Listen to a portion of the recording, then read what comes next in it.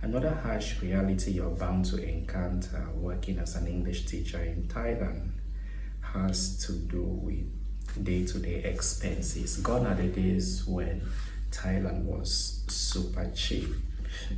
When I go through the internet, I see review from tourists who come here and spend few weeks and they feel like they already know much about the country and they go and write stuffs.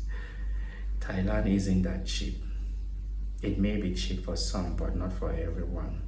If you are a white guy from a country where you are enjoying retirement benefit, or should I say, those on retirement should never compare themselves to those relying on their salary. That's the truth.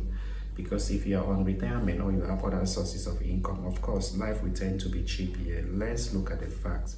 If you are a teacher who is making about 40,000 Thai baht a month, either because of your nationality or color, and then you have opportunities to do part-time jobs that gives you about 10 to 15,000 Thai baht in a month, put that together is almost about 65,000 Thai baht a month. Why wouldn't you say life is cheap in Thailand? Of course, you say life is cheap in Thailand because you're making 2,000 plus USD in a month. But let's look at the other side of the coin. A teacher who is barely making $1,000 in a month, and this person is relying on that salary, there is no way you would say life is cheap. Life was cheap before COVID outbreak. I would say so, relatively cheap, but after COVID outbreak, even the Thai economy is struggling. So day-to-day expenses is a major challenge, and it's not an easy thing to come by. And another point I quickly want to hit hard on has to do with visa and long-term stay. Oh my God, it's something people deal with all the time. Your visa is only as valid as long as you maintain your teaching contract. The moment you leave your job or something happens, you have to look for a new visa.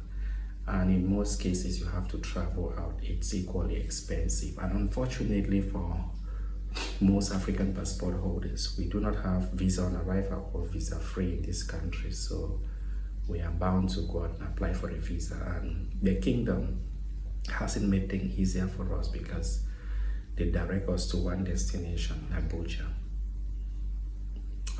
all the time, especially if you are from West Africa. But for East Africans, they may go to Kenya, South Africa. So you look at the cost of flight to travel to Abuja back and forth is more than 1,000 US dollars, which is expensive. Just imagine coughing out 1,000 US dollars from your overall saving across the